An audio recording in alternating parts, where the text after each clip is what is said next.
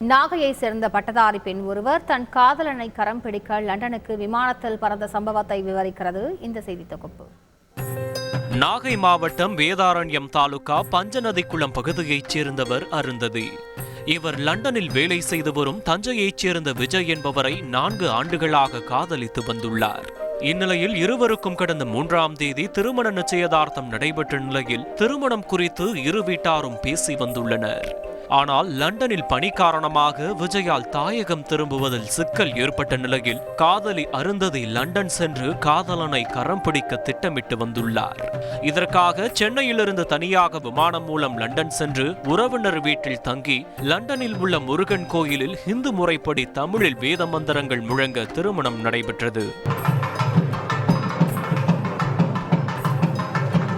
இதில் லண்டனில் இருந்த உறவினர்கள் நேரடியாக கலந்து கொண்ட நிலையில் மணப்பெண்ணின் பெற்றோர் வேதாரண்யத்தில் இருந்தபடியே ஆன்லைன் மூலம் திருமணத்தை பார்த்து அகம் குளிர வாழ்த்தினர். இந்நிலையில் எதிர்பாராத விதமாக லண்டன் முருகன் கோயிலுக்கு சாமி தரிசனம் செய்ய வந்த அறநிலையத்துறை அமைச்சர் சேகர் பாபு குடும்பத்துடன் வருகை தந்துள்ளார்.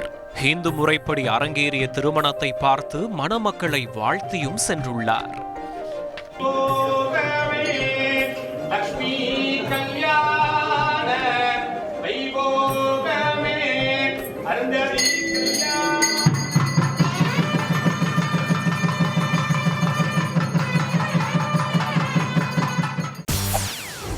செய்திகளை உடனுக்குடன் தெரிந்து கொள்ள உடனே சப்ஸ்கிரைப் பண்ணுங்க.